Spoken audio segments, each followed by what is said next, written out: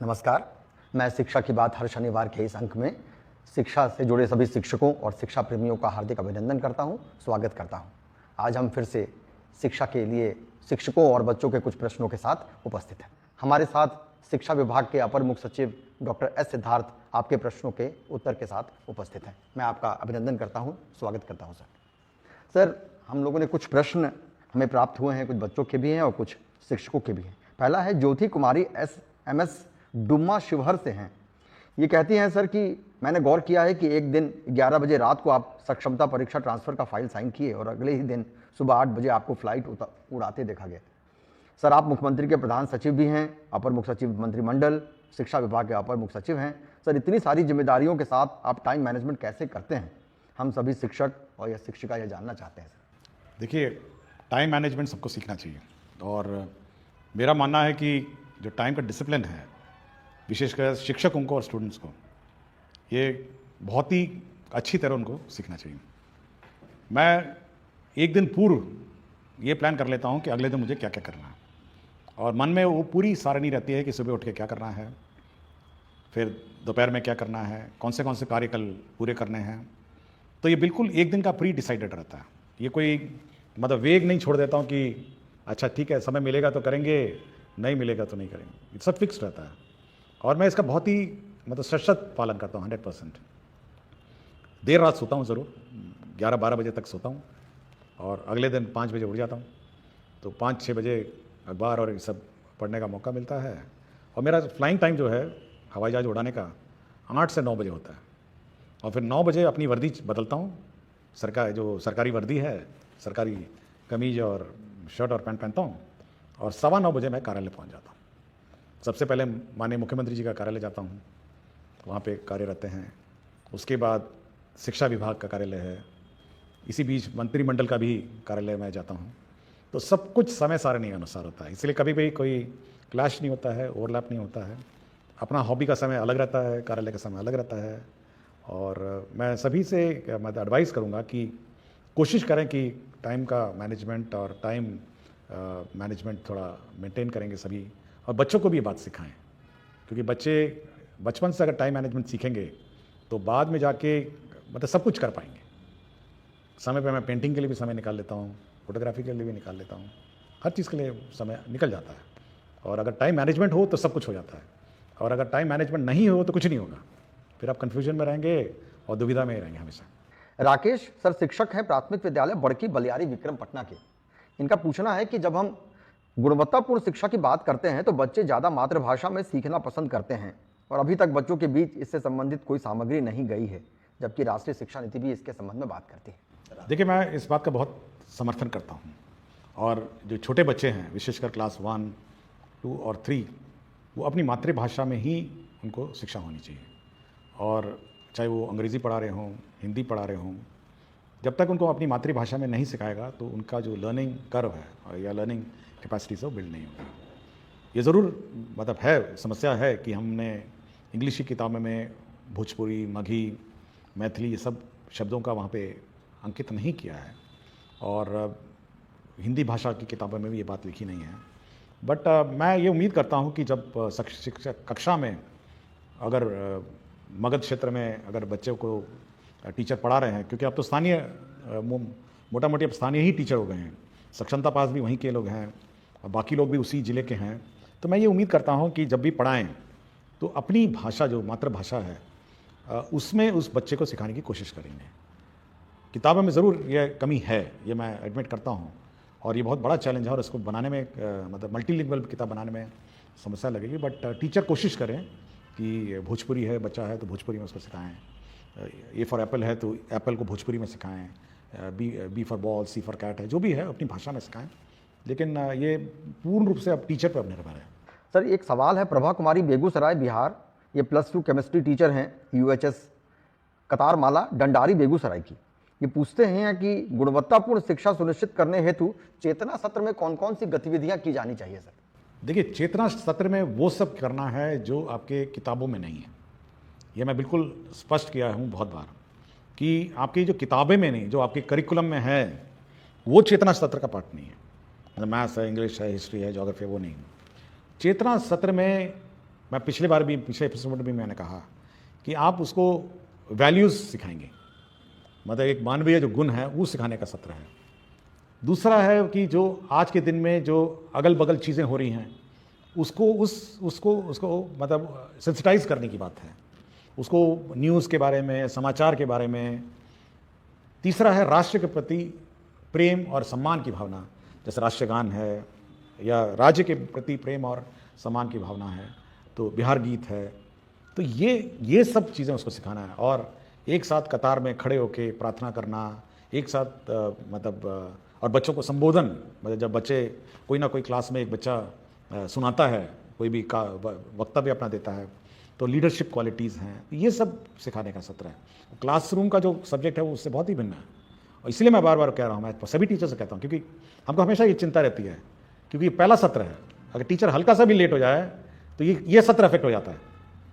देखिए बाकी सत्र तो बाद में आता है, वो आधा घंटे बाद आता है, अटेंडेंस तो मोटा मोटी इसी बीच में होता है। तो हमको हमेशा ये चिंता रहती है कि चेतना सत्र में लापरवाही नहीं हो और ये समय पे शुरू हो, समय पे ख़त्म हो। हम लोगों ने माइक, म्यूज़िक सिस्टम, बैंड, सबके लिए हम लोगों ने प्रोविज़न किया हुआ है। इसलिए चेतना सत्र मैं अनुरोध करूँगा टीचर से कि भाई इसको बहुत गंभीरता से लें और बहुत ही मतलब ये बहुत इंपॉर्टेंट सत्र है। शिक्षक ने पूछा है सर कि एनईपी 2020 के अनुसार 25-26 तक कक्षा 3 तक के सभी बच्चों को निपुण बना देना है। एक निपुण भारत कार्यक्रम भी चल रहा है सर, अर्थात उन्हें वर्ग सापेक्ष दक्षता प्राप्त करवा देनी है। इस महत्वाकांक्षी उद्देश्य की पूर्ति के लिए विभाग कौन कौन से उपाय कर रहा है? देखिए सारे कर रहे हैं। देखिए FLN किट्स हैं अब हमारा, और रिविजन्स हैं, टेस्ट हैं, और जब तक जूनियर क्लासेस में वो निपुण नहीं होंगे, सक्षम नहीं होंगे, तो सीनियर क्लासेस हैं ड्रॉप आउट्स बहुत बड़ी हो जाएगी। इसलिए जो पहला इनिशियल क्लासेस हैं उस पर ज़्यादा हम लोग का ध्यान है। और एक बार पकड़ ले हो मतलब रफ्तार पढ़ाई और शिक्षा का, तो ड्रॉप आउट्स भी उतना कम हो जाएगा। तो मेन फोकस हम लोग का वही है, वहाँ क्लास 1 to 8। सर एक शिक्षक ने पूछा है सर कि विभाग से कई टोल फ्री नंबर जारी किए गए हैं, परंतु बहुत बार फ़ोन करते रहने पर भी कोई बार उत्तर प्राप्त नहीं होता है, ऐसे में हमें क्या करें? देखिए टोल फ्री नंबर वही है जो वेबसाइट पे है, विभाग के वेबसाइट पे जो नंबर है वही टोल फ्री नंबर है। और उस टोल फ्री नंबर मल्टीपल, वहाँ पे 30 टेबल रहते हैं, 30 लोग उसको उठाते हैं, कॉल को रिकॉर्ड करते हैं, उसका हर आवेदन पत्र चेक होता है, उस पर क्या अनुपालन हुआ चेक होता है। इसलिए मल्टीपल टोल फ्री मत खोजने की कोशिश करिए, आप वेबसाइट में जो टोल फ्री नंबर है उसी को डायल करिए और अपना कंप्लेंट वहीं पे रिकॉर्ड करिए। एक शिक्षक ने पूछा है कि अभी कुछ दिन पहले ही आपने कहा कि प्रत्येक शिक्षित व्यक्ति की जिम्मेदारी है कि वो अशिक्षित को शिक्षित बनाए, एक शिक्षक को छोड़कर अन्य शिक्षित व्यक्ति यह कैसे सुनिश्चित कर सकता है? देखिए ये बाबा साहब डॉक्टर भीमराव अम्बेडकर जी का कथन है, और 14 अप्रैल को एक कार्यक्रम में गया था मैं, उस कार्यक्रम में मुझे किताब मिली थी और किताब के पीछे वाला कथन है जो मैंने पढ़ के सुनाया है। और देखिए टीचर तो शिक्षित हैं जो शिक्षा ग्रहण कर रहे हैं, लेकिन समाज में बाकी लोग भी तो शिक्षित हैं ना, आपके मुखिया जी हैं, वार्ड सदस्य हैं, जीविका हैं, तो सब लोगों का अगर आप शिक्षा प्राप्त करते हैं तो ये आपकी जवाबदेही है और आपकी रिस्पॉन्सिबिलिटी है कि बाकियों को भी आप शिक्षित बनाएंगे। देखिए बहुत ही सिंपल ही मांग रहा हूँ मैं, कोई बहुत बड़ी डिमांड नहीं है मेरी, मैं इतना ही कह रहा हूँ कि भाई जो बच्चा बाहर घूम रहा है या बच्चा ड्रॉप आउट है उसको वापस स्कूल में लाइए, इतना ही कर दीजिए, बहुत है। मैं कोई बहुत बड़ी चीज़ नहीं मांग रहा हूँ एक शिक्षक व्यक्ति से। बच्चा बगल में मोहल्ले में घूम रहा बाहर, उसको आप समझा बुझा के स्कूल में भर्ती करा दीजिए, इतना ही मेरी डिमांड है। और इतना ही करिए ना, बाकी कुछ मत करिए, आप इतना ही कर दीजिए, बाकी वो बच्चा एक बार शिक्षित हो जाएगा, वो अपने में समझ जाएगा। जी बहुत उपयोगी है सर।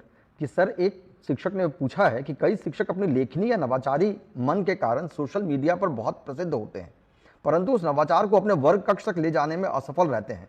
इस सिचुएशन को डील करने हेतु आपका क्या सुझाव है सर? देखिए बार बार मुझे डायरेक्टर SCRT से मेरी बात होती है और मेरे ख्याल से हर 1 महीने में उनका इस पर मेरे से डिस्कशन हो जाता है, और मैं बार बार उनको ये चिंता व्यक्त करता हूँ कि भाई ट्रेनिंग तो बहुत अच्छा कर देते हैं, FLN भी बहुत अच्छा बना लेते हैं, लेकिन यह वहाँ क्लासरूम परिवेश में क्यों नहीं दिखता है? मतलब जब क्लासरूम में जाता है तो ये परिवर्तन कैसे हो जाता है? आप या तो आपका ट्रेनिंग मेथोडोलॉजी गलत है, ऐसा नहीं है ना कि हम FLN यहाँ बनाएं, मान लिया उस दिन 110 FLN थे और क्षेत्र में जाएंगे, हो सकता है उसमें 110 में 60 हो, 40 नहीं हो पाए।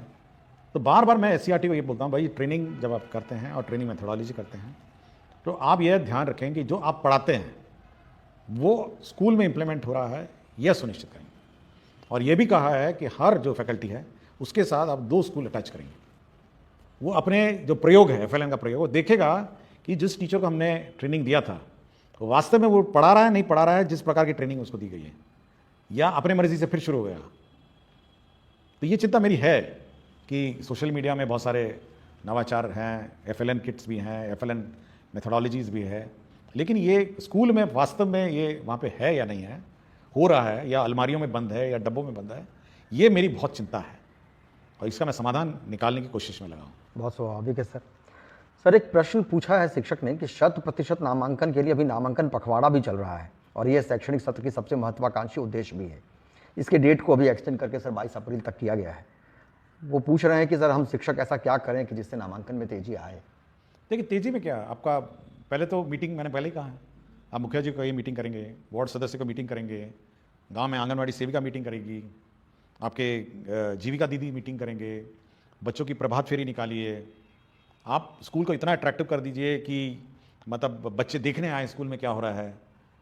तो जब एक्साइटमेंट लेवल स्कूल का बढ़ेगा तो बच्चे अपने आप आ जाएंगे। मतलब कभी कभी मैं सोचता हूँ कि कभी कोई JCB गांव में आ जाता है, उसको देखने के लिए 15-20 लोग इकट्ठा हो जाते हैं, मतलब एक्साइटेड हो जाते हैं कि कुछ चीज़ हो रहा है या स्कूल में हो रहा है।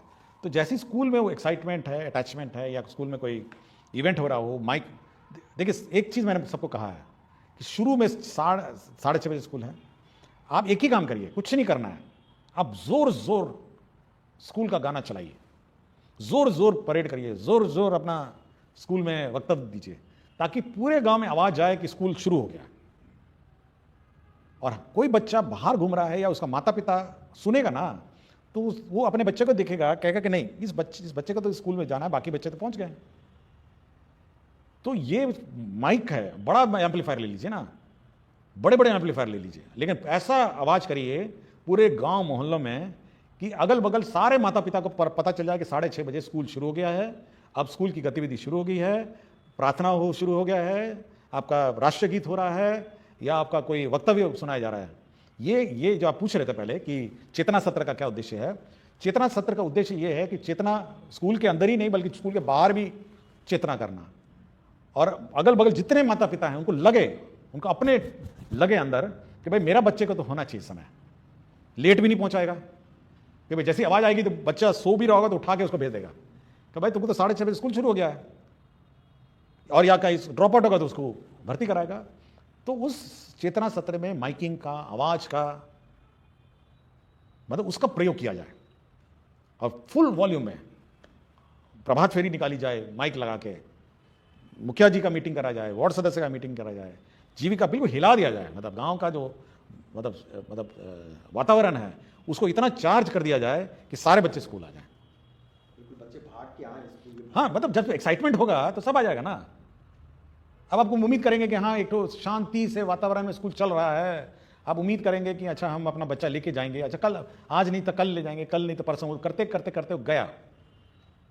फुल वॉल्यूम में गीत बजाइए, स्कूल में गीत बजाइए, फुल वॉल्यूम में प्रार्थना चलाइए, पूरा गांव का माहौल को ना हिला दीजिए माइक से।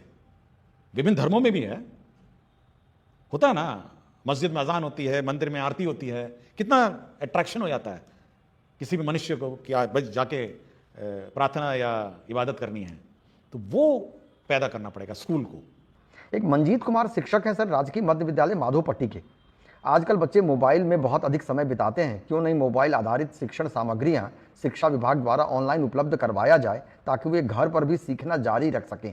क्या इस तरह के मोबाइल आधारित शिक्षण सामग्री में मूल्यांकन की व्यवस्था भी हो सकती है? देखिए, हम लोग का है कि क्लास 6 से हम लोग ICT लैब स्थापित करेंगे सर, और क्लास 6 से सभी स्कूल में कंप्यूटर होगा, छोटे स्कूल में कम होगा, बड़े स्कूल में कम होगा, और हम लोग मटेरियल को डिजिटल फॉर्म में भेजेंगे सब स्कूल में, और कोई भी माता पिता या बच्चा लेना चाहे डिजिटल फॉर्म में ले सकता है। तो ये व्यवस्था हम लोग कर रहे हैं। और लाइब्रेरी में पेन ड्राइव हम लोग रखेंगे, जो बोरो करना चाहेगा किताबों के अतिरिक्त पेन ड्राइव भी बोरो कर सकता है, घर ले जाए अपना कॉपी करे या जो करना करे। तो डिजिटल लाइब्रेरी को भी हम लोग स्ट्रेंथन करने की कोशिश में है। तो इस साल हम लोग का यही लक्ष्य है कि ICT लैब हो, डिजिटल लैब हो, और बच्चे मतलब फिजिकल बुक्स के अलावा डिजिटल बुक्स भी बोरो कर सकें, ये हमारी व्यवस्था है। एक बच्ची का प्रश्न है सर, सुहानी कुमारी हैं, कक्षा 4 मध्य विद्यालय माधोपट्टी दरभंगा की। इनका सवाल है सर कि विद्यालयों में बच्चों की ऑनलाइन उपस्थिति दर्ज करने को लेकर कुछ दिन पहले संकल्प लिया गया था। क्या इसी सत्र से बच्चों की ऑनलाइन हाजिरी बनेगी? ये कौन सा क्लास की हैं? ये कक्षा 4 की है सर। 4 की हैं। चलिए, ये अट्रैक्ट हो रही हैं चीज़ों के साथ की। कक्षा 4 में भी मतलब डिजिटल एज का जनरेशन है। देखिए, हम लोग ये अवश्य है कि हम लोग ऑनलाइन अटेंडेंस लेंगे और सबसे प्रथम 1 मई से आपको याद होगा कि हम लोगों ने 30 टैबलेट 30 स्कूल में बांटे हुए हैं और उसकी मॉनिटरिंग कर रहे हैं। तो सबसे पहले हम लोग इस 30 स्कूल में ऑनलाइन अटेंडेंस मतलब बच्चों का अटेंडेंस करवाएंगे। ये 30 जो स्कूल्स हैं, 5 ज़िले हैं, 6 ज़िले हैं, हर ज़िले में 5 हैं और उसमें इवन फेस रिकग्निशन सॉफ्टवेयर भी बिल्ट इन है। तो बच्चा अपना रजिस्टर करेगा, टीचर भी रजिस्टर करेंगे और अटेंडेंस ग्रुप अटेंडेंस होगी बच्चों की और टीचर की भी, और ऑटोमेटिकली वो सॉफ्टवेयर जो है वो इनके लाइब्रेरी फ़ोटो से उस फोटो को मिलान करेगा और टीचर का अटेंडेंस शीट बना देगा और बच्चों का अटेंडेंस शीट बना देगा कि कौन बच्चे उपस्थित हैं, कौन बच्चे उपस्थित नहीं हैं। तो ये 1 मई से 1 मई से ये 30 स्कूल में हम लोग लागू कर देंगे। ये ट्रायल पे चलेगा कुछ दिन, टेक्नोलॉजी नहीं है, लेकिन उसके बाद आपको हर टीचर का attendance automatically optical recognition software से निकल जाएगा और हर बच्चा ग्रुप में भी बैठ के मिड डे मील खा रहा है, उसका फोटो ले लेंगे तो वो ऑटोमेटिकली बता देगा कि कितने बच्चे, कौन बच्चा खा रहा था और कौन बच्चा उस पूरे कतार में मिसिंग है।